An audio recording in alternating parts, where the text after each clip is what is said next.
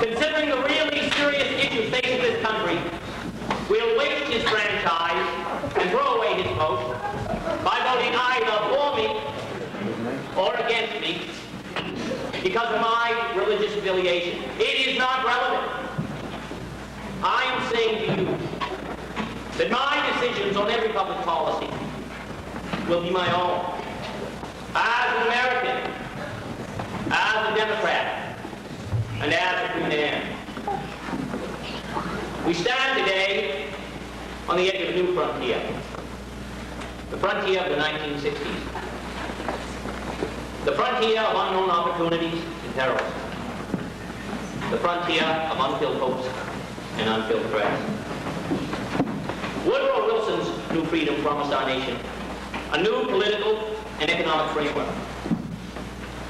Franklin Roosevelt's New Deal promised security and succor to those in need. But the new frontier which I see is not a set of promises. It is a set of challenges. It sums up not what I intend to offer the American people, but what I intend to ask of them. It appeals to our pride, not our security. It holds out the promise of more sacrifice instead of more security. The new frontier is here, whether we seek it or not. Beyond that frontier are uncharted areas of science and space, unsolved problems of peace and war, unconquered province of ignorance, prejudice, and unanswered questions of poverty and surplus. It would be easier to shrink from that new frontier, to look to the same mediocrity of the past, to be lulled by good intentions and high rhetoric. And those who prefer that course should not vote for me or the Democratic Party.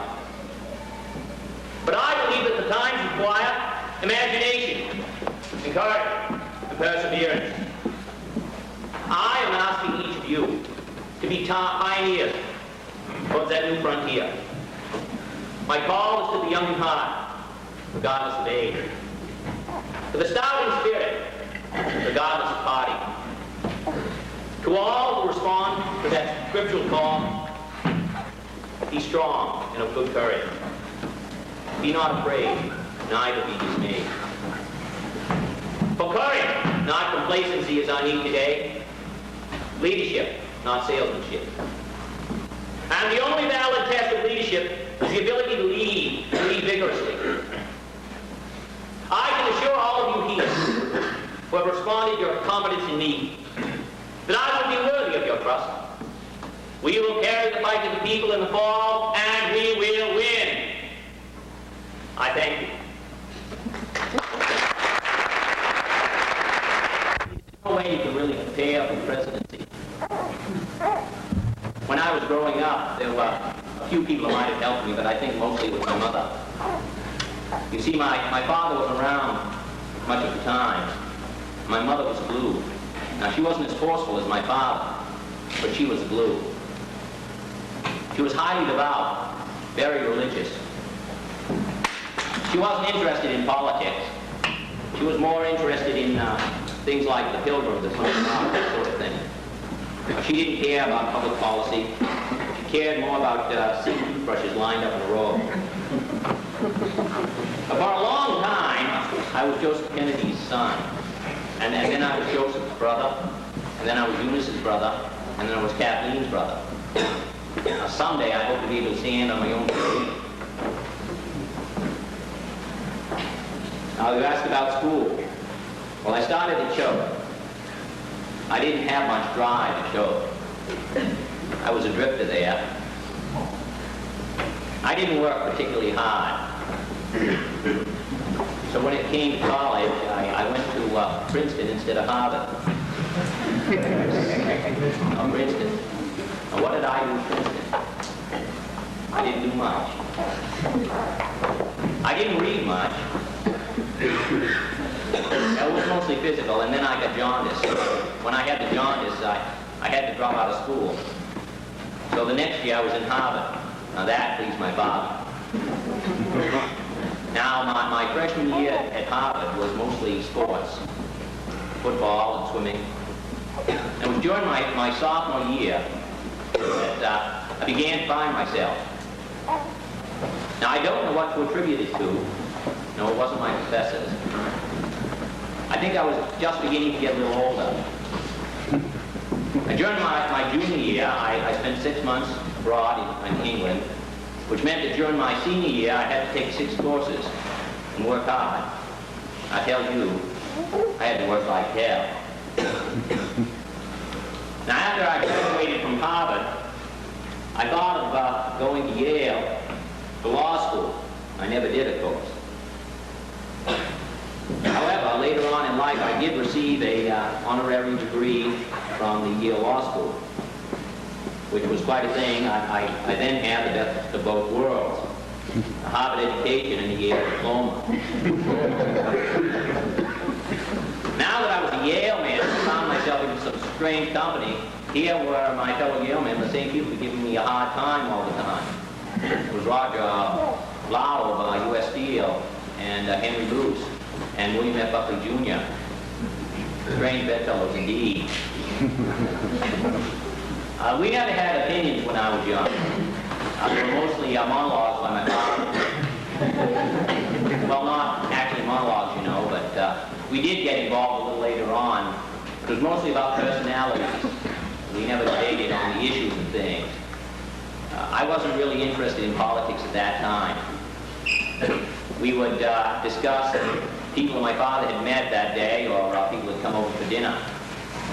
Later on, though, when we got a little older, my brothers and my father, we did have some discussions, but they were mostly conversational.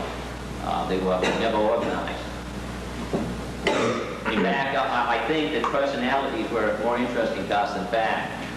So many times at dinner we would be discussing what Franklin D. Roosevelt was doing. I did, however, get involved when my father was ambassador to England. Don't forget, I went to Spain, I went to England, and I spent some time going around Europe all alone. I didn't take my father with me.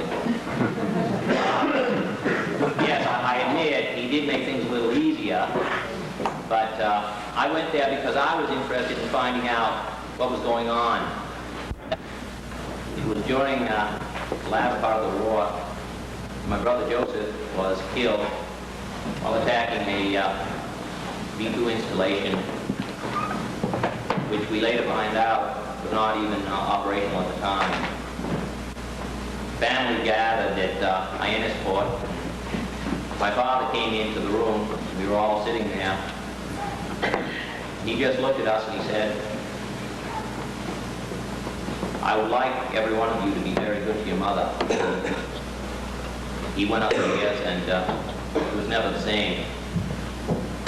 I turned to my brother Bobby and I said, "Bobby, let's go out for a sail." That's what Joe had wanted us to do. Well, after the war, I could feel my father's eyes on the back of my neck. I knew I was going to have to parlay a sunken PT boat and a bad back into a political career. My dad was ready. It was like being drafted. He wanted his oldest son in politics. Wanted isn't the word. He demanded. You know my father. I think my father was one of the greatest men in the world, and one of the most misunderstood. Now, they all mock him, but think what he's done. How many people have done what my father had? Now, I don't know what would have happened if Joe lived. I'd never been involved in politics before. I'd never even written a letter to an editor of a newspaper before that. I suppose if Joe hadn't been killed, I probably would have gone to law school. It's all a matter of events. Well, I did get more involved after the war. I became a correspondent for the UN in San Francisco, and I covered the elections in Great Britain. It was about this time my father and I started disagreeing on world affairs. I don't know what caused the drift. I think it was just logic. How do you view the 1950s in Washington? Well, I know that there are some American Democrats who say that they've developed a wonderful arrangement in Washington. The Congress is all Democratic and the President is Republican, and nothing happens, and isn't it wonderful? Mr. Kennedy, much has been said about your relative inexperience compared to Mr. Nixon. Let me say this about that. I know a banker who served 30 years as a president of a bank. He had more experience when the bank failed than any other banker in the state of Massachusetts. Now, if I ever decide to start a bank, I do not plan to hire this fellow, even though he knows the business from the top to the bottom.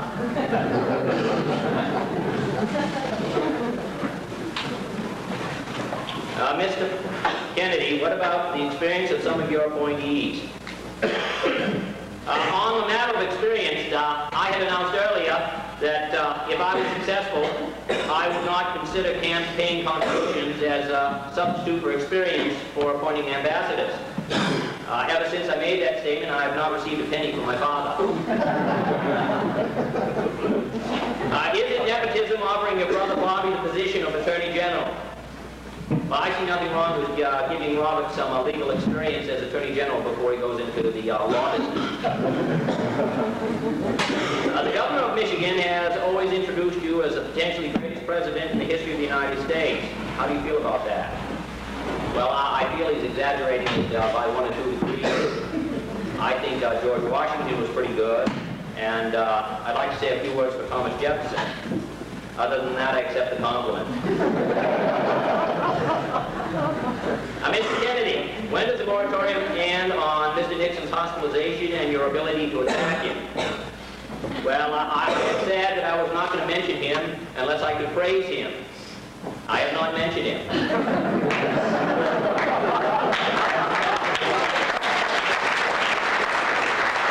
So, my fellow Americans, ask not what your country can do for you. Ask what you can do for your country. My fellow citizens of the world, ask not what America will do for you, but what together we can do for the freedom of man. Finally, whether you're citizens of America or citizens of the world, ask of us here the same high standards of strength and sacrifice we ask of you. For the good conscience, our only sure reward, with history the final judge of our deeds, let us go forth to lead the land we love, asking his blessing and his help. But knowing that here on earth, God's work must truly be our own.